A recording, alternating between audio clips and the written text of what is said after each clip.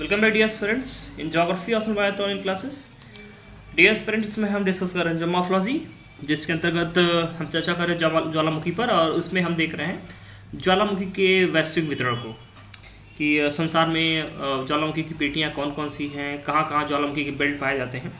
Belt और पेटी का कहने का मतलब ये है कि उस सीरीज में, उस क्षेत्र विशेष में ज्वालामुखियों की उपस्थिति दिखाई देती है हमें। ठीक है, तो इसके अंतर्गत हमने मुख्य रूप से 3 की बात की थी, जिसमें हमने कहा कि प्रशांत तटीय पेटी, मध्य महाद्वीपीय पेटी, मध्य अटलांटिक पेटी, ये 3 मुख्य थे। और एक हमने कहा कि अंतरा जो प्लेटें होती हैं उस तरह उस पर भी महाद्वीप ज्वालामुखी इत्यादि की उत्पत्ति हो जाती है। लेकिन जो मेनली आप देखेंगे तो लगभग देखेंगे तो मोर देन आपके 98 to 99% आपके जो यही कवर हो जाते हैं इन्हीं तीनों में। मतलब कि आपका जो प्रशांत तटीय पेटी है, आपका जो अटलांटिक वाला है, और जो आपका मध्य महाद्वीपीय तटीय पेटी है। ठीक है, तो इसमें आप ध्यान रखेंगे। चलिए, और एक बात मैं आपसे कहना चाहता हूँ कि हाँ, अब देखिए IAS 2017 मेंस के एग्जामिनेशन हो गए हैं और क्वेश्चंस पेपर भी सबके मतलब सभी आ गए हैं। तो अब जल्दी मुझे समय मिल नहीं पा रहा है, नहीं तो हम थोड़ा देखेंगे कि हमने जो पढ़ाई की है अभी तक, जो जो चीज़ें पढ़ी हैं, क्या उसमें से क्वेश्चन कहाँ तक फंसे हैं और किस तरह के क्वेश्चन इत्यादि आ रहे हैं। थोड़ा उसको आपसे मुझे बात करनी है उस पर, लेकिन थोड़ा समय मिल नहीं पा रहा है क्योंकि आपका ये क्लास की वजह से मुझे डेली केवल नोट्स तैयार करने में आपके 5 से 6 घंटे लग जाते हैं, और फिर वीडियो बनाने में 2 से 3 घंटे लगते हैं। उस तरह से देखें तो आप डेली मेरे 8 से 10 घंटे आपके इसी काम में खत्म हो जाते हैं, तो समय मिल नहीं पाता है। ठीक है, लेकिन आप चिंता ना करें, मैं जल्द ही समय निकाल करके उस पर मतलब आपसे बात करूँगा। ठीक है, उसमें कोई चिंता करने वाली ऐसी बात नहीं है, चीज़ें बिल्कुल वैसे ही आती हैं जैसे आपके नोट्स में पढ़ाया जा रहा है। नोट से बाहर ऐसा कुछ नहीं आती है बातें। ठीक है, तो हम देखेंगे बाद में। चलिए, आज जो हम चर्चा करेंगे तो हमारा जो दूसरा वाला एक पॉइंट हमने कहा था कि जो वैश्विक वितरण है ज्वालामुखी का, उसमें जो द्वितीय आपका महत्वपूर्ण जो पेटी आपकी है प्रशांत तटीय पेटी के बाद, वो आपकी है मध्य महाद्वीपीय पेटी। तो आज हम जो है मध्य महाद्वीपीय पेटी पर चर्चा करेंगे। और सबसे पहले हम इस पर देखेंगे, आपके चित्रों के माध्यम से चीज़ों को देखेंगे, क्योंकि चित्र आप एक बार जब देख लेते हैं, उसे समझ लेते हैं, तो फिर चीज़ें आपके दिमाग में बिल्कुल एक लंबे समय तक के लिए स्टोर हो जाती हैं। एक ये साइकोलॉजी होती है, और याद करने, चित्र को देख करके इंसान में याद करने की क्षमता ज़्यादा होती है। ठीक है, इन कंपेयर टू याद करना, पढ़ के याद करना उससे। ठीक है, तो इसका आपको फ़ायदा मिलेगा यहाँ पर। आइए देखते हैं, आपका जो मध्य महाद्वीपीय पेटी है, मिड कॉन्टिनेंटल बेल्ट है, इसको चित्र के माध्यम से देखते हैं। पहले मैं आपको चित्र ये दिखा दूँ अच्छे से, पूरा चित्र देख लीजिए आप। जो दिख रहा है यही पूरा चित्र है, इसमें कुछ और नहीं है नीचे, बस इतना देखिए, यही आपका पूरा चित्र है। ठीक है, तो आप देख पा रहे होंगे ये क्या है। तो ये आप देखेंगे एशिया का हिस्सा है, ये जो हिस्सा आपका ऊपर एशिया का है, ये यूरोप का हिस्सा है। मतलब टोटल अगर हम कहें तो इससे हम कह सकते हैं यूरेशिया का हिस्सा। यहाँ पे आप देख रहे हो ये अफ्रीका का लैंड है, ये आपका ऑस्ट्रेलिया है। यहाँ पे देखेंगे तो आप कोई भी मतलब कोई भी ट्रायंगल जैसा रेड ट्रायंगल जैसा कोई भी शेप नहीं बना हुआ यहाँ पे। इसका मतलब सीधा सीधा ये है कि ऑस्ट्रेलिया महाद्वीप में कोई भी ज्वालामुखी नहीं पाया जाता है। इस पॉइंट को मैंने पिछले वाले वीडियो में नोट करवाया था। ठीक है, आपको ये एशिया है, देख ही रहे हैं, ये इंडोनेशिया है, मलेशिया है, ब्रुनेई इत्यादि सारे जो द्वीपीय देश हैं वो यहाँ पे मिलते हैं। ठीक है, ये आपका भारत की स्थिति है। ठीक है, तो इसे आप देख लें। और ये देखिए जो आपका एक लाइनिंग यहाँ पे बनी हुई है, तो ध्यान रखें कि ये जो लाइनिंग आपकी है, ये आपकी है अटलांटिक ओशियन का कटक। ठीक है, जो अटलांटिक ओशियन है आपका, उसमें जो कटक की स्थिति है, वो कटक के मतलब ऊपर मेनली देखा जाए तो ये कटक के ऊपर नहीं कहेंगे इसको, हम कहेंगे इसमें जो है आपका जो ज्वालामुखी जो पाए जाते हैं वो कहाँ कहाँ पाए जाते हैं, तो उसी के आधार पर इस लाइन को ड्रॉ किया गया है। वैसे जो ज्वालामुखी आपके देखेंगे आप सारी सीमांतों के सारे, तो कटक के पास ही पाए जाते हैं, मतलब कटक से संबंधित ही ज्वालामुखी इत्यादि पाए जाते हैं। ठीक है, तो हमें इस पर तो हम अलग से बात करेंगे, एक हमारा अलग इसके बाद इस जो पॉइंट है कि हमारा मध्य महाद्वीपीय जो ज्वालामुखी पेटी है वो क्या है, उसमें कौन कौन से ज्वालामुखी इत्यादि कहाँ कहाँ पाए जाते हैं, ये तो हमारा इसमें भाग है। लेकिन अगला जो हमारा इसके बाद जो टॉपिक होगा उसमें हम चर्चा करेंगे आपका मध्य अटलांटिक अटलांटिक ज्वालामुखी। ठीक है, जो कि आप देखेंगे कटक से संबंधित ज्वालामुखी इत्यादि पाए जाएंगे वहाँ पे, तो उसका हम चित्र पूरा ड्रा करेंगे। देखिए अभी यहाँ पे नीचे कोई भी ज्वालामुखी का शेप यहाँ पे नहीं बनाया गया। ठीक है, कोई भी आकृति मतलब ट्रायंगल जैसा कोई भी आकृति यहाँ नहीं बनाया नीचे, क्योंकि हम अभी मध्य अटलांटिक की बात नहीं कर रहे हैं। मध्य अटलांटिक पेटी की बात हम बाद में करेंगे, पहले हम बात करेंगे आपके मध्य महाद्वीपीय पेटी के बारे में बात करेंगे। ठीक है, तो आप देख पा रहे हो जैसा कि आपको ये चित्र साफ साफ दिख रहा है, तो इसमें देखिए जो ट्रायंगल जैसा शेप बना है, ये सारे ट्रायंगल जैसा शेप आपको डिनोट कर रहे हैं आपके ज्वालामुखी को। ठीक है, तो इसे आप ध्यान रखेंगे। और जहाँ तक इस क्षेत्र की बात करें तो इसका क्षेत्र देखिए, अगर मुख्य रूप से बात करें इस क्षेत्र की कि कहाँ से कहाँ तक ही पाया जाता है, तो यहाँ देखेंगे जो आपका ये जो हिस्सा यहाँ पे केप वर्ड है, इसके ये स्पेन का हिस्सा है। यहाँ पे इसके जो सामने वाला जो आपका हिस्सा है स्पेन पुर्तगाल, इसके सामने का जो आपका हिस्सा है, ठीक है। यहाँ से ये अक्सर मतलब देखा जाता है कि यहाँ से या फिर जो आइसलैंड आपका द्वीप है, ठीक है, ये आइसलैंड के द्वीप के पास से ऐसा माना जाता है कि इस क्षेत्र से होते हुए ये जो आपकी पेटी है इधर से भूमध्य सागर होते हुए आप यहाँ पे देखेंगे ईरान है, अफगानिस्तान है, ठीक है, ढेर सारी यहाँ पे कंट्रीज़ हैं, पाकिस्तान है, इंडिया होते हुए म्यांमार, इंडोनेशिया, मलेशिया, ये सब आते हुए ब्रुनेई इत्यादि, इन सब देशों तक ये पेटी फैलती है, ठीक है। तो ध्यान की मेनली जो देखा जाता है, देखिए कहा जाता है इसको कि आइसलैंड से पेटी मतलब शुरू होती है और आपके ये स्पेन और जो पुर्तगाल का ये जो है मेडियन सी जो है, इस मेडियन सी से होती हुई आती हुई इटली इत्यादि जो आपका देश यहाँ पे है, ईरान है, इराक है, देखेंगे आप, अफगानिस्तान है यहाँ पे, ढेर सारी, और पाकिस्तान है, इंडिया है, फिर यहाँ पे म्यांमार है, फिर यहाँ पे देखेंगे तो मलेशिया, इंडोनेशिया, ठीक है। तो ढेर सारी जो कंट्रीज, तो इसी पेटी पे, इस लाइनिंग पे जो कंट्रीज पड़ती हैं उन्हीं कंट्रीज को के क्षेत्रों को इन पेटी में रखा गया है, क्योंकि यहाँ पे ज्वालामुखी क्रियाएँ ज़्यादा मिलती हैं, ठीक है। लेकिन एक बात का आप ध्यान दे रहे होंगे यहाँ पे कि मैंने हर जगह यहाँ पे ट्रायंगल ड्रॉ किया, लेकिन इस रीजन में मैंने ट्रायंगल आपको ड्रॉ करके नहीं दिखाया, ठीक है। ये जो मैंने आपको रीजन दिखाया, इस रीजन में मैंने ट्रायंगल नहीं ड्रॉ किया है। तो आप सोच रहे होंगे कि मैंने इस रीजन में ट्रायंगल क्यों नहीं ड्रॉ किया। तो देखिए, इस रीजन में ट्रायंगल नहीं ड्रॉ करने का जो सबसे बड़ा मेन मोटिव था वो ये था कि यहाँ पे आपके इस रीजन में ज्वालामुखी नहीं पाए जाते हैं। तो क्यों नहीं पाए जाते हैं, एक देखिए मैं यहाँ पे ट्रायंगल बना रहा हूँ, ये है माउंट पोपा म्यांमार में, तो आप इसे बना लेंगे, ठीक, मैंने लिखा हुआ है यहाँ पे, ट्रायंगल ड्रॉ नहीं हुआ शायद, तो इसे आप बना लेंगे। तो फिर से हम देखते हैं, इसको इरेज करते हैं।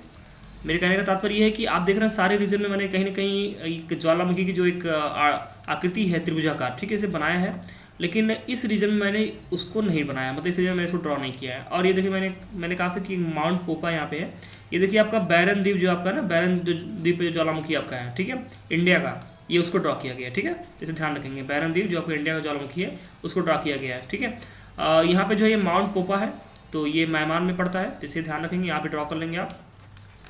तो कहा मेरे कहने का तात्पर्य ये है कि आप देख रहे हैं सारी जगहों पे, तो मतलब इस पेटी में, इस बेल्ट में कमोबेश हर जगह पे आपके ज्वालामुखी इत्यादि पाए जा रहे हैं, ठीक है। लेकिन जो आपके इंडिया के पास वाला है, जो आपका ये हिमालयन जो क्षेत्र है, जो हिमालयन आपका एरिया है, इस क्षेत्र में आप देखते हैं कि यहाँ पे ज्वालामुखी नहीं मिल रहा है, ठीक है। तो देखिए, जो सबसे बड़ा जो मतलब इम्पॉर्टेंट जो रीज़न है इसके पीछे वो ये है कि ऐसा माना जाता है कि जो आपका ये यूरेशियन जो प्लेट है ना, ये यूरेशियन प्लेट, और खासकर ये जो हिस्सा आपका, ये तिब्बत का पठार का हिस्सा है, ठीक है, यहाँ पे तिब्बत के पठार का हिस्सा है। तो तिब्बत के पठार की ऊंचाई अधिक है, मतलब ये है कि यूरेशियन प्लेट की मोटाई अधिक है। भाई यूरेशियन प्लेट मोटा है, इसका मतलब जो इसके ऊपर का खंड है वो ज़्यादा ऊंचा होगा। तो तिब्बत का जो पठार आप जानते हैं कि ये इसकी ऊंचाई अधिक है, ठीक है, और इसकी ऊंचाई अधिक है, मतलब कि यूरेशियन प्लेट की मोटाई अधिक है। और आप जानते हैं कि जब किसी प्लेट की मोटाई अधिक रहती है तो जो नीचे का तरल मैग्मा होता है वो उसको तोड़कर बाहर आने में असमर्थ होता है, या मतलब कि ये कह लें कि बहुत ही ज़्यादा उसको समय तक काम करना पड़ेगा, बहुत समय तक उसको मतलब तोड़ने का लगातार प्रयास करते रहना पड़ेगा, और बहुत ज़्यादा उसको प्रेशर की ज़रूरत वहाँ पे पड़ेगी ताकि वो तोड़ सके, बहुत ज़्यादा उसको मतलब वहाँ पे तापी ऊर्जा तरंगों में बहुत ज़्यादा तीव्रता की जरूरत पड़ेगी। लेकिन आप जब देखते हैं आपकी यूरेशियन प्लेट की बात करें, अगर हिमालयन रीजन की बात करें, तो यहाँ पर जो यूरेशियन प्लेट है वो काफ़ी मोटी है, और जब चूंकि वो मोटी है तो इसलिए जो नीचे जब इन दो प्लेटों का आप देख रहे हैं कि आपका जो ये आपके इंडो ऑस्ट्रेलियन प्लेट है और आपका जो यूरेशियन प्लेट है, इन दो प्लेटों का जब क्या हो रहा है, अभी सरल हो रहा है, तो फिर क्या हो रहा है कि अधिक घनत्व की प्लेट जो आपकी इंडो ऑस्ट्रेलियन प्लेट है, ये क्या कर रही है, नीचे सबडक्ट कर रही है। तो होना ये चाहिए कि सबडक्ट करने के बाद इस प्लेट का जो विनाश हो रहा है अंदर अर्ध तरल अवस्था में, उस वहाँ बढ़े हुए मैग्मा की मात्रा जो है क्या ऊपर आना चाहिए, यूरेशियन प्लेट को तोड़ना चाहिए, और यहाँ पे ज्वालामुखी क्रिया होनी चाहिए, लेकिन ऐसा नहीं हो पाता। जो नीचे मैग्मा की मात्रा में वृद्धि होती है आपके इंडो ऑस्ट्रेलियन प्लेट के नीचे छेपित होने और उसके विनाश होने से, तो वो मैग्मा जो वहाँ पे ज़्यादा बनता है, तो वो मैग्मा लगातार ऊपर आने का प्रयास करता है, लगातार आपके यूरोपियन प्लेट को तोड़ने का प्रयास करता है, लेकिन वो तोड़ नहीं पाता है, ठीक है। इसलिए आप देखेंगे झटके तो महसूस होते हैं आपको, भूकंप, जब दो प्लेटें आपस में आविष्करण करेंगे तो भूकंप तो आएंगे यहाँ पे, और जब नीचे से लावा लगातार उसको तोड़ने का प्रयास करेगा आपके भूपटल को, तब भी भूकंप तो झटके आएंगे, ठीक है। तो झटके यहाँ पे आपको महसूस होते हैं, भूकंप की मौजूदगी आपको महसूस होती है, लेकिन आपको यहाँ पे ज्वालामुखी नहीं दिखाई देते हैं। क्यों? क्योंकि ज्वालामुखी जो नीचे का मैग्मा है वो ऊपर के भूपटल को तोड़ नहीं पाता है। और क्यों नहीं तोड़ पाता है? क्योंकि जो आपका यूरेशियन प्लेट है, जो तिब्बत की ऊंचाई वो क्या वो ज़्यादा है, इस वजह से उसको तोड़ पाने में वो असफल होता है। इसलिए हिमालय रीजन में ऐसे भूकंप ज्वालामुखी नहीं पाए जाते हैं, ठीक है। तो मुझे उम्मीद है कि आपको ये बात समझ में आ गई होगी। अब अगर मैं बात करूँ इसमें कि आखिर ऐसा क्यों है कि इस रीजन में मतलब ज्वालामुखी पाए जा रहे हैं, ठीक है। आपने इससे पहले वाला जो वीडियो देखा है उसमें मैंने आपको महासागर मतलब कि प्रशांत तटीय पेटी या फिर परिप्रशांत पेटी के बारे में आपसे चर्चा की थी। मैंने आपसे बताया था कि ज्वालामुखी पाए जाने की दो मेन जगहें होती हैं। दो मेन जगहें होती हैं, वो कौन सी दो जगहें होती हैं? एक जगह ऐसी होती है जहाँ पे दो प्लेटें आपस में अभिसरण करती हैं, मतलब कि दो प्लेटें आपस में अभिसारी सीमांत बनाती हैं। और एक जगह ऐसी होती है जहाँ पे दो प्लेटें एक दूसरे से अपसारी गति करती हैं, अपसारी गति करती हुई दूर जाती हैं। तो ये दो जगहों पे आप देखेंगे तो ज्वालामुखी क्रिया सर्वाधिक मिलती है। लेकिन इसमें भी अगर आप देखें तो जो अभिसारी गति पर स्थित प्लेटों के सीमांत हैं उन जगहों पर ज्वालामुखी की क्रिया ज़्यादा होती है। अब सोचेंगे आप ऐसा क्यों? देखिए इसका सीधा सा फंडा ये है, सीधा सा आपको मैंने प्लेट विवर्तन सिद्धांत पहले ही पढ़ा रखा है। तो इसका जो रीजन बनता है वो ये बनता है कि जब दो प्लेटें, मान लीजिए कि एक प्लेट आपकी ये, एक प्लेट यहाँ पे आपकी ए है, ठीक है, इधर एक प्लेट आपकी है बी। ध्यान रखेंगे आप थोड़ा से, एक प्लेट ए है एक प्लेट बी है। तो आप देखिए अब यहाँ पे हमें मानना है कि जो ए की डेंसिटी है वो क्या है, ज़्यादा है किससे, बी की डेंसिटी से, ठीक है। मतलब जो प्लेट आपका जो बी प्लेट है इसकी डेंसिटी कम है किसके, ए की डेंसिटी से, ठीक है। जब ऐसा है तो अब क्या है, अब मान लीजिए कि इन दोनों प्लेटों में अभिसरण गति हो रही है, मतलब कि ये दोनों ही प्लेटें एक दूसरे की ओर जा रही हैं। देखिए ये मैंने एरो बना दिया, ये प्लेट इधर जा रही है और एक प्लेट भी इधर जा रही है, तो ये दोनों ही प्लेट एक दूसरे की तरफ गति कर रही हैं, ठीक है। अब जब ऐसा होगा तो जब ये दोनों एक दूसरे से गति करेंगे तो फिर क्या होगा, जो अधिक घनत्व की ए वाली प्लेट है, ठीक है, जैसे ही एक दूसरे से अभिसरण करेंगी, मतलब टकराएंगी, तो उसके बाद क्या होगा, जो अधिक घनत्व की प्लेट है उसमें नीचे सबडक्शन होना शुरू हो जाएगा, छेपड़ उसमें छेपड़ होना शुरू हो जाएगा। मतलब ये है कि नीचे जो अधिक घनत्व की प्लेट है वो नीचे धंसने लगेगी, उसमें नीचे धंसने की क्रिया होने लगेगी, ठीक है। और जो कम घनत्व की प्लेट है इसमें वलन की क्रिया होने लगेगी, ठीक है, ये मुड़ने लगी, इसमें मोड़ पड़ने लगेंगे, ध्यान रखेंगे, इसमें मोड़ पड़ने लगेंगे। और जब ऐसा होता तो आपको मैंने बताया कि इस प्रकार से वलित परतों की उत्पत्ति होती है, ठीक है। अब देखिए, अब नीचे जब ये अधिक घनत्व की प्लेट चली गई तो फिर यहाँ पे क्या होगा, इस प्लेट का विनाश होगा, क्षरण होगा अर्धतल अवस्था में। ये अर्धतल अवस्था 100 से 200 किलोमीटर की गहराई पर आपकी जो अर्धतल अवस्था है वहाँ पे ये जो प्लेट का ये भाग चला गया, तो अब इसमें क्या होगा, इसमें इसका विनाश होगा, इसमें मतलब इसका क्षरण होना शुरू हो जाएगा।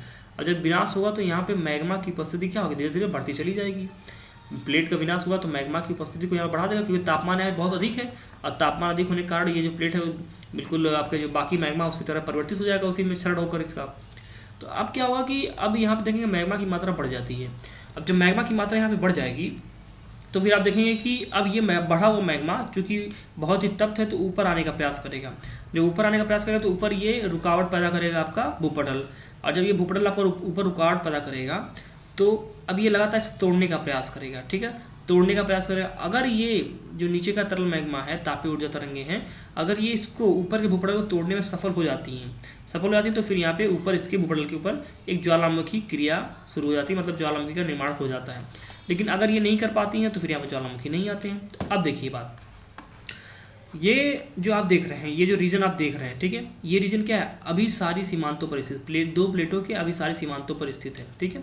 अब आप यहाँ पे सोच रहे होंगे कैसे अभिसारी सीमांतों पर, क्योंकि आप देखिए एक आप जो अफ्रीकन प्लेट आपकी इस दिशा में गति कर रही है, आपकी देखिए यूरेशियन प्लेट आपकी इस दिशा में गति कर रही है, तो एक दूसरे की तरफ गति कर रहे हैं, ठीक है।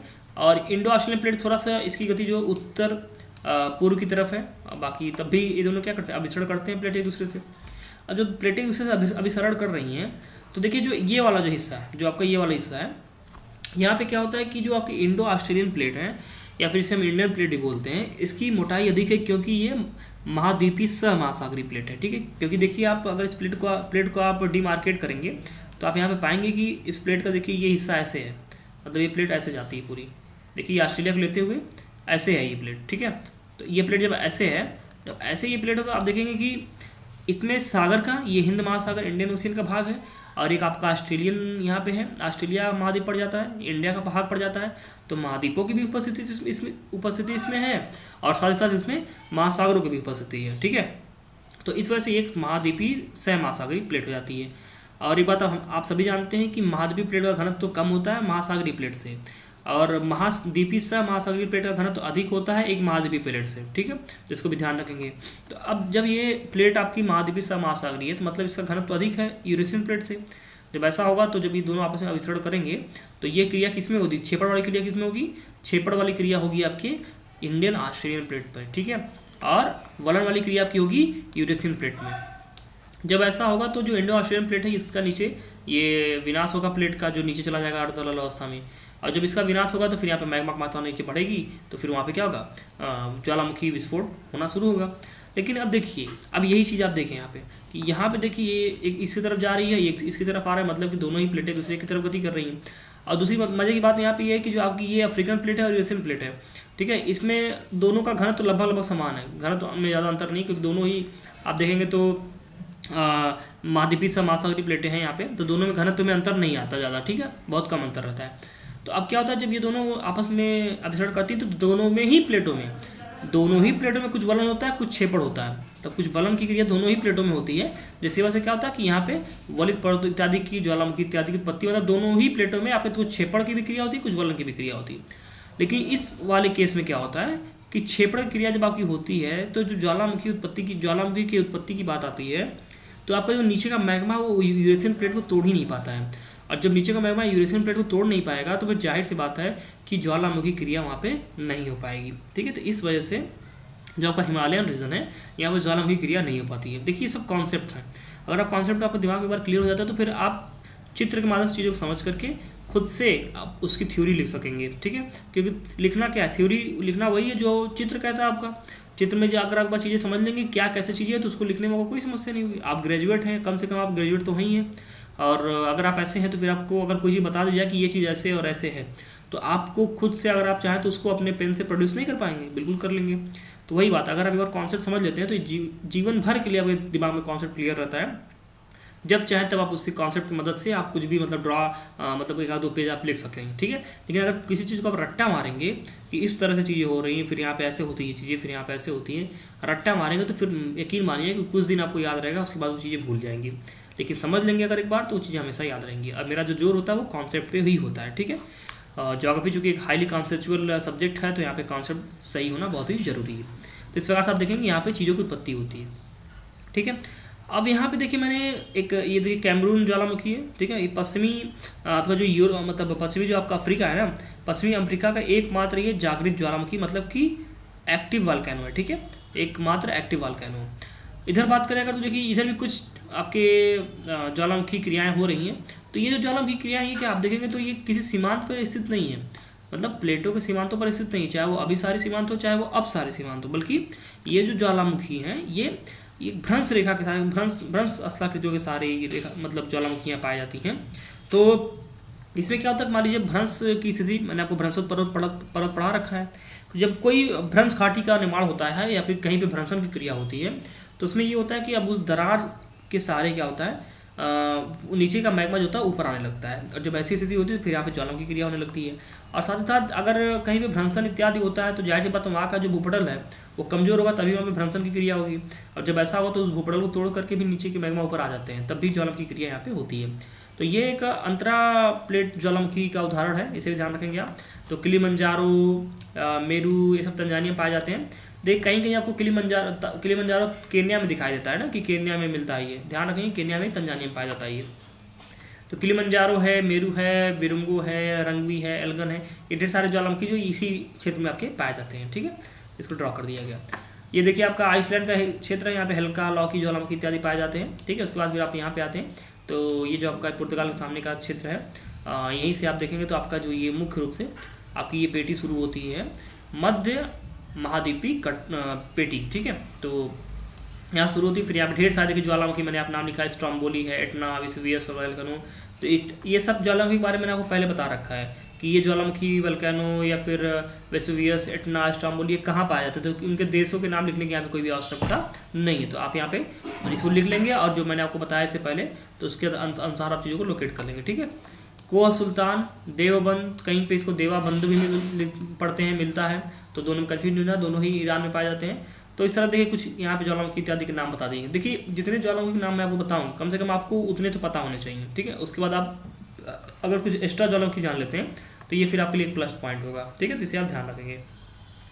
तो ये कोह सुल्तान, देवबंद ईरान में है, ठीक है। माउंट पूपा ये कहाँ आपके है, जबकि म्यांमार का ज्वालामुखी है, ठीक है। तो इसे बना रखेंगे।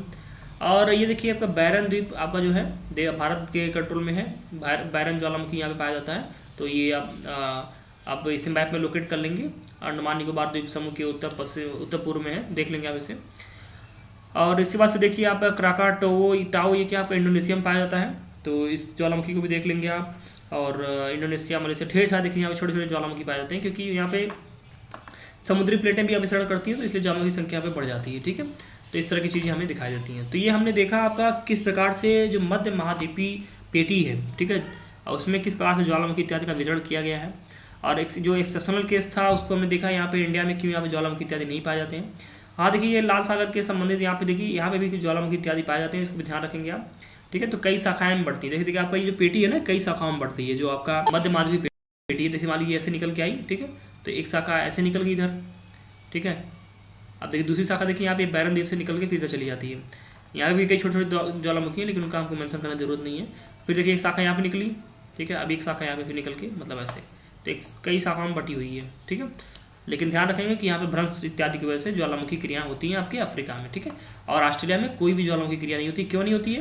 क्योंकि आप देखेंगे एक ही प्लेट के अंदर अंदर ये उपस्थित है, और इसमें शायद प्लेटों जो छोटी छोटी प्लेटें होती हैं उनमें मतलब ढेर सारी छोटी प्लेटें इसमें नहीं है, तो इस वजह से जो बड़ी प्लेट में इससे जो छोटी प्लेटें होती हैं उनमें गति की क्रिया यहाँ पे दिखाई नहीं देती है, जिस कारण यहाँ पे होता ये है कि ज्वालामुखी क्रियाएं नहीं पाई जाती। ठीक है, तो आई होप आपको चीज़ें यहाँ पे क्लियर हो गई होंगी। तो चित्र के माध्यम से हमने इसको देख लिया कि किस प्रकार से जो मध्य महाद्वीपीय आपका पेटी है ज्वालामुखी का, वहाँ पे कैसे पाए जाते हैं। अब चीज़ों को थोड़ा सा हम थ्योरी के माध्यम से देख लेते हैं। ठीक है, फिर आगे बढ़ते हैं। तो ज्वालामुखी का दूसरा क्षेत्र मध्य महाद्वीपीय पेटी का विस्तार आइसलैंड से भूमध्य सागर होते हुए इंडोनेशिया तक विस्तृत है। इसकी एक शाखा अफ्रीका में भी विस्तृत है।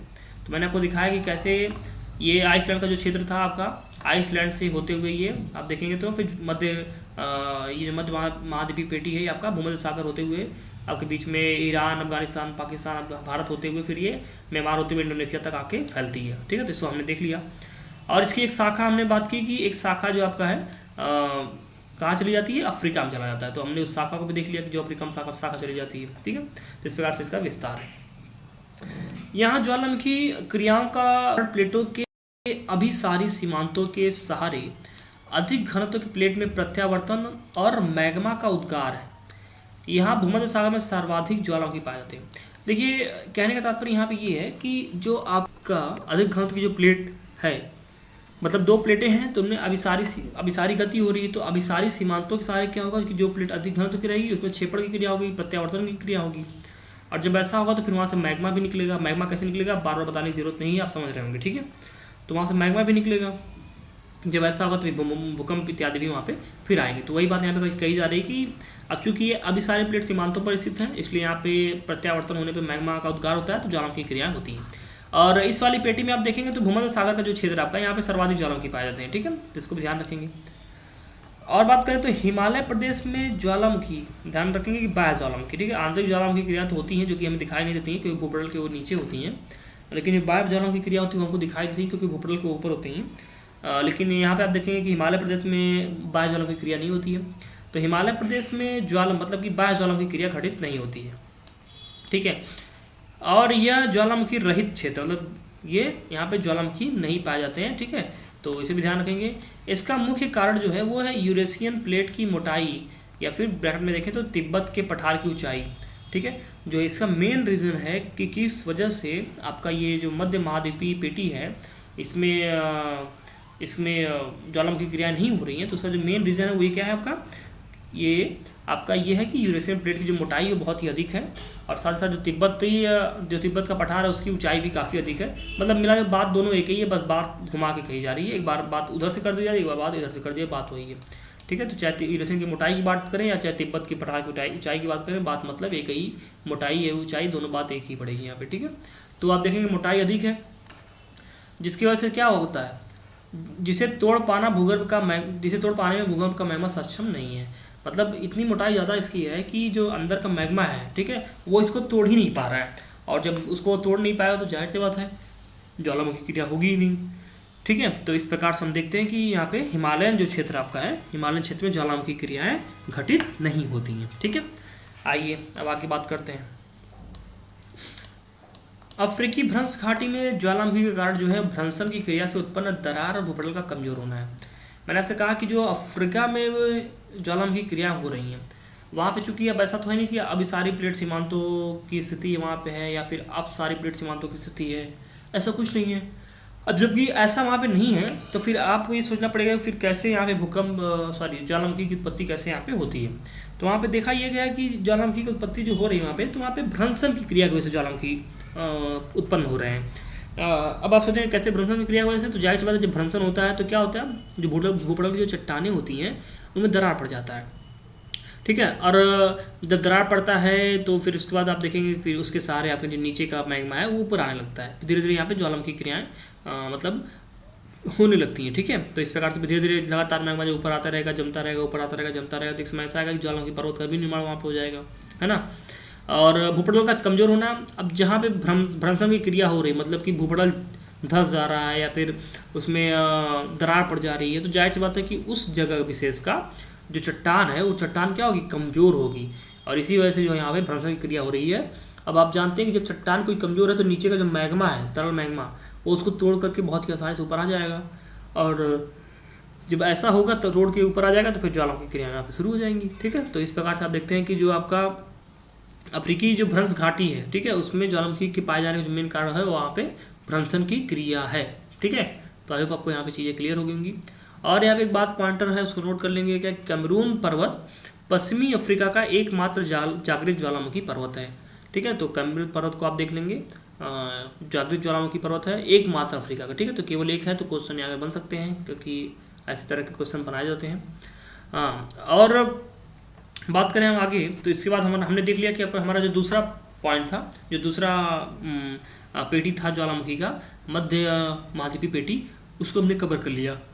अब जो हमारा अगला मतलब अगला वीडियो नहीं, अब इसी वीडियो में हम देखेंगे, दोनों ही वीडियो को कंबाइन करके हम बात करेंगे इसमें, ठीक है।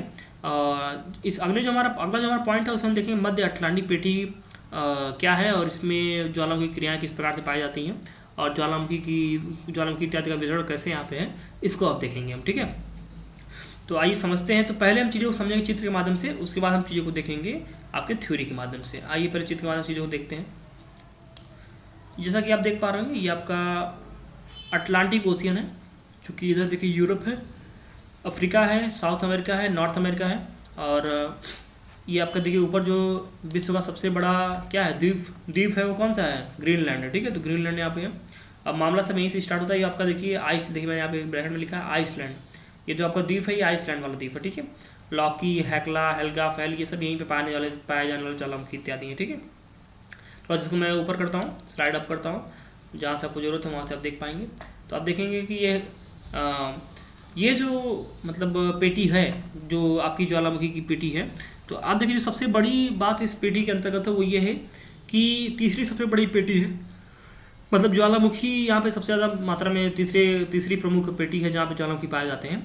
और इसमें जो सबसे बड़ी बात वो ये है कि यहाँ पे जो प्लेटें हैं वो अभी सारे सीमांत पर नहीं बल्कि अब सारे सीमांतों पर स्थित हैं, ठीक है। एक डाइवर्जेंट यहाँ पे मार्जिन बनाती हैं प्लेटें, और इसके माध्यम से आप देखते हैं कि होता क्या है कि दो प्लेटें विपरीत दिशा में गति करती हैं, ठीक है, दो प्लेटें विपरीत दिशा में गति करती हैं। और इसके बाद होता क्या है कि उनके सारे फिर मतलब उसमें आप देखेंगे दरार पड़ती है, दरार के सारे फिर क्या होता है, नीचे का मैग्मा ऊपर आना शुरू हो जाता है। फिर ऐसा होता है जब, तो फिर धीरे धीरे लगातार मैग्मा आता है, जमता है, आता है, जमता है, जमता है, फिर आता है, फिर जमता है, तो फिर धीरे धीरे क्या वहाँ पे एक ज्वालामुखी पर्वत की उत्पत्ति भी हो जाती है समय बाद, ठीक है। तो यहाँ पे सबसे बड़ी और सबसे इंटरेस्टिंग बात है वो ये है कि जो आपके ये अब सारे सीमांतों पर इससे जो ज्वालामुखी पर्वत है, ठीक है, जो ज्वालामुखी इत्यादि पाया जाता है अटलांटिक ओशियन में, अब सारे सीमांतों के सहारे ये जो पाए जाते हैं, ये सबसे बड़ी बात ये है कि ये जल की सतह के नीचे मतलब इनका उद्गार होता है, तो इसलिए हमें ये साफ दिखाई नहीं देते, मतलब ऊपर से हमें दिखाई नहीं देते हैं ये कि अब इनमें विस्फोट हुआ। तो होता ये कि जल की सतह के नीचे ही चीज़ें रहती हैं, वहीं पे फिर क्या होता है, विस्फोट हो जाता है। और जब विस्फोट होता है तो फिर यहीं पे फिर विस्फोट होने के बाद जल ठंडा है तो तुरंत ये भी क्या होता है, तुरंत ठंडा ये भी जम जाते हैं तुरंत, ठीक है, तो तुरंत ये भी जम जाते हैं। तो इस प्रकार से विस्फोट होता है, फिर तुरंत जमते हैं, फिर विस्फोट होता है, फिर जमते हैं, तो इस प्रकार से क्रियाएँ चलती रहती हैं, ठीक है। आइए और बात करते हैं आगे। फिर देखिए क्या होता है कि अब दो प्लेटें एक दूसरे के विपरीत दिशा में, जैसे एरो बना हुआ है, विपरीत दिशा में गति कर रही हैं, ठीक है।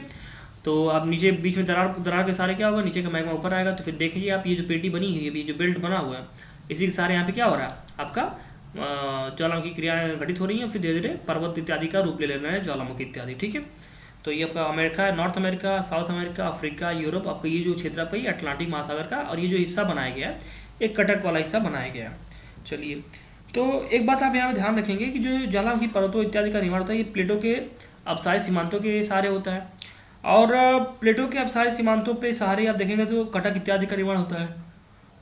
भाई कटक का मतलब क्या है? नीचे का जो मैग्मा है वो ऊपर लगातार आके जम रहा है, बैसाल्टिक परत बना रहा है, बैसाल्टिक सतह बना रहा है, बैसाल्टिक चट्टानों को लगातार नीचे से ऊपर मतलब आगमन हो रहा है, वो जम रहे हैं, ठंडे होकर के जम जा रहे हैं। तो उसके बाद फिर क्या हो रहा है वहाँ पे, ये लगातार इनकी ऊंचाई जो कटक की बढ़ती चली जा रही है। ठीक है, तो ये जो सारी बातें वो किससे शुरू हो रही है? वो सारी बातें शुरू हो रही हैं आपके जो नीचे का दरार जब पड़ रहा है इन दोनों के बीच में, तो इसके बाद जो नीचे का मैग्मा ऊपर आ रहा है उसी के जमने से ये सारी बातें शुरू हो रही हैं।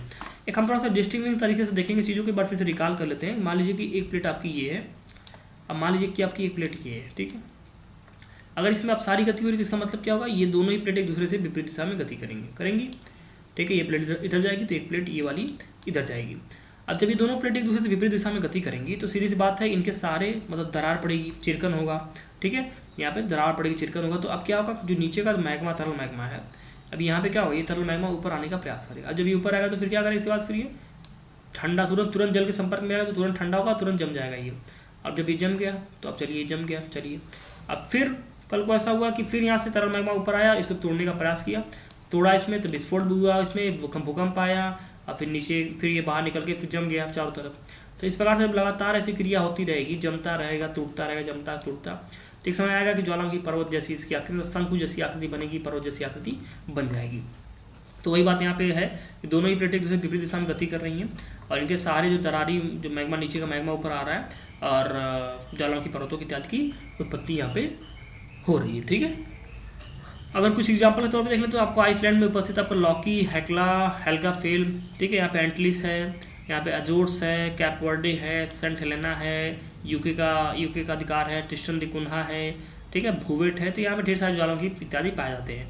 तो आप इन्हें देख लेंगे ऐसे और ढेर सारे ज्वालामुखी आप ऐसे ड्रॉ कर लेंगे। ठीक है, ध्यान रखेंगे कि ये वाला जो क्षेत्र है यहाँ पे ज्वालामुखी अधिक है और जो आपका ये क्षेत्र असली आइसलैंड वाला यहाँ पे ज्वालामुखी की सघनता है। ठीक है, तो इन दोनों क्षेत्रों में सघनता है तो इसको ध्यान से ड्रॉ करेंगे, बाकी क्षेत्रों में विरल है। ठीक है, तो अब जितने नाम यहाँ पे दिए हैं, Laki, Hekla, Helgafell, Azores, Cape Verde, Saint Helena, Tristan da Cunha, Bouvet, Antilles, ये सारे देखिए आपको जो द्वीप हैं और इसमें देश हैं, इनको ज्वालामुखी पर्वत कहाँ पे स्थित है ये सब आपको पता होना चाहिए। आपको एक बार मैप में लोकेट कर लेना चाहिए। ठीक है, जब आप ऐसा करेंगे, मैप में लोकेट कर लेंगे चीज़ों को, तो फिर चीज़ें फिर आपके दिमाग में हमेशा के लिए बैठ जाएंगी, तो उससे आपको फ़ायदा मिलेगा। चलिए, तो हमने इसको एक चित्र के माध्यम से चीज़ों को देख लिया कि कैसे चित्र के माध्यम से चीज़ें यहाँ पे चल रही हैं।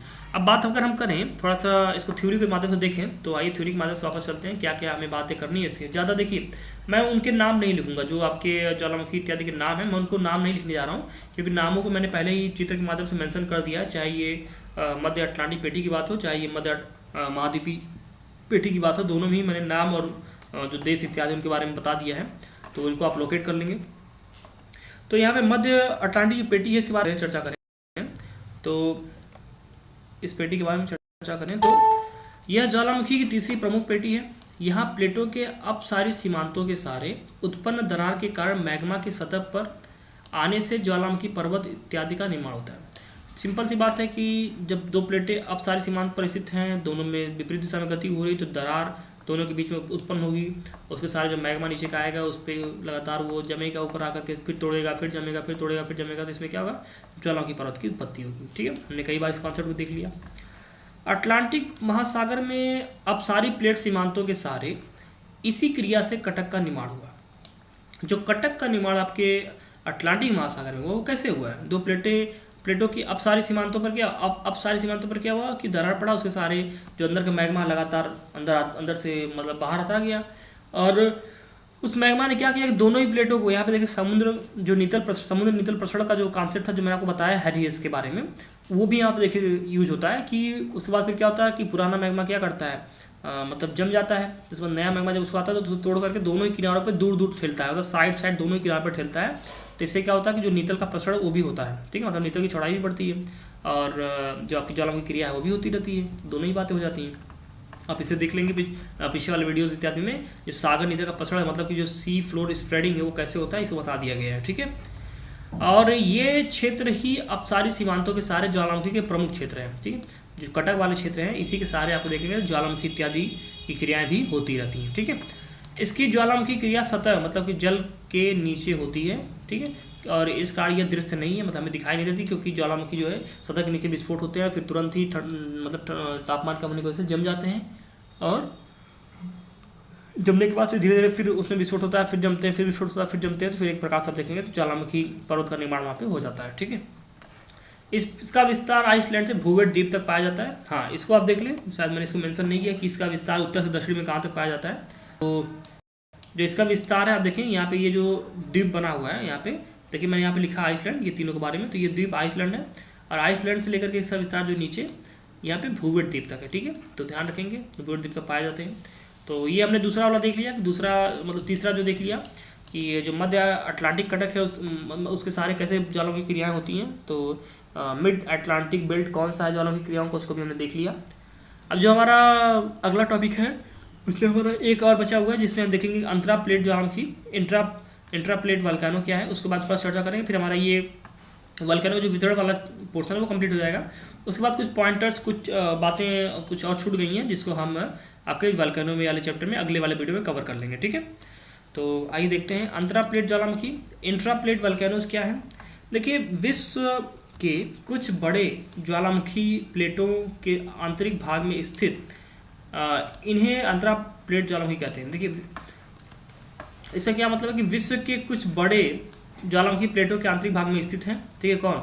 आपके ये अंतरा जो प्लेट ज्वालामुखी हैं, ये ज्वालामुखी जो आपके हैं विश्व के कुछ बड़े बड़े ज्वालामुखी प्लेटों के आंतरिक भाग में स्थित। मान लीजिए कोई एक ज्वालामुखी प्लेट है, एक मान लीजिए कोई भी प्लेट है, ज्वालामुखी प्लेट नहीं सॉरी, कोई भी अगर एक प्लेट है और इसमें इस बड़ी प्लेट में कई छोटी छोटी प्लेटें भी होंगी। मान लीजिए छोटी छोटी प्लेटें हैं यहाँ पे, ठीक है, इन छोटी छोटी प्लेटें होंगी, और उसके बाद जो आंतरिक मान लीजिए कोई आंतरिक हिस्सा, मान लीजिए ये आपका एक आंतरिक हिस्सा है इस प्लेट का, और इसी के सारे क्या है आप देखेंगे ज्वालामुखी क्रिया उत्पन्न हो रही है, ठीक है।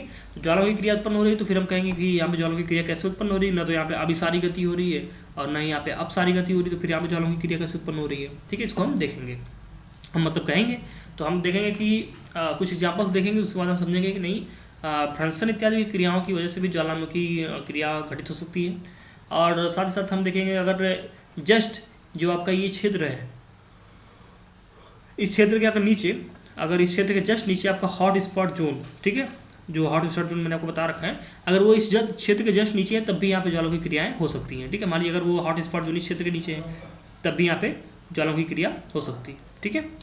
और जहाँ तक बात आपकी है इसकी भ्रंश की, तो भ्रंशों के सहारे जब दरार उत्पन्न होता है, तो दरार के सारी भी ज्वालामुखी क्रियाएं घटित होती हैं।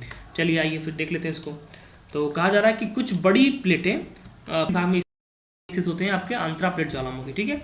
इन्हें अंतरा प्लेट ज्वालामुखी कहते हैं। इनमें अफ्रीकन प्लेट के अंतर्गत स्थित अफ्रीकी भ्रंश घाटी के ज्वालामुखी तथा प्रशांत प्लेट के अंतर्गत स्थित हवाई द्वीप के ज्वालामुखी आते हैं।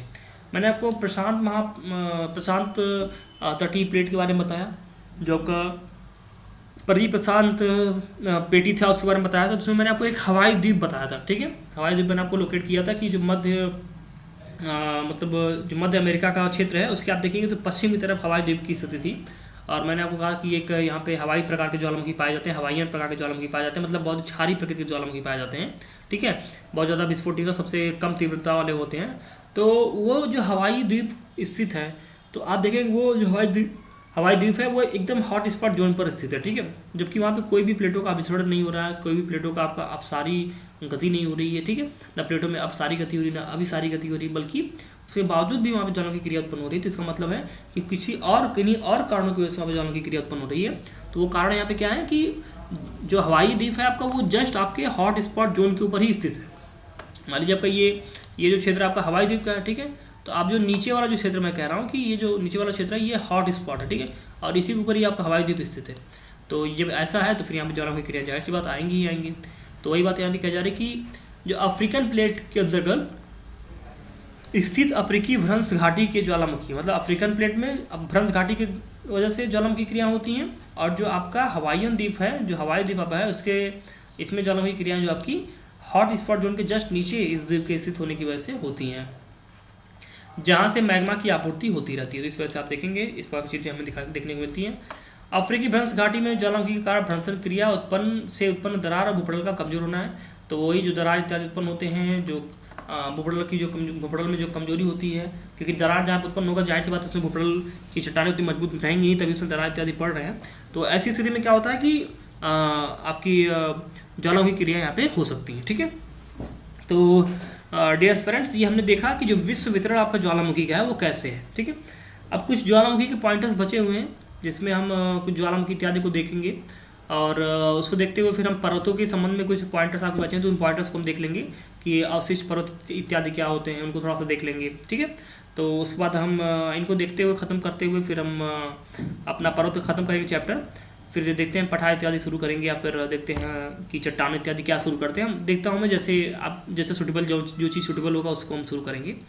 और दूसरी बात यह है कि आपके जो अभी एग्जामिनेशन हो चुके हैं मेंस के, तो मैं थोड़ा समय निकालने का प्रयास करूँ। समय निकाल के मैं आपको बताऊंगा कि देखिए किस प्रकार से आपको जो चीज़ें पढ़ाई गई हैं उससे आपको एग्ज़ाम में क्वेश्चंस आपके आ रहे हैं। ठीक है, तो मैं जीएस का भी जो आपका पेपर फर्स्ट हुआ है, जीएस और पेपर 1, उसके अंतर्गत भी आपको चीज़ें बताऊँगा कि कौन कौन से क्वेश्चन आए हैं।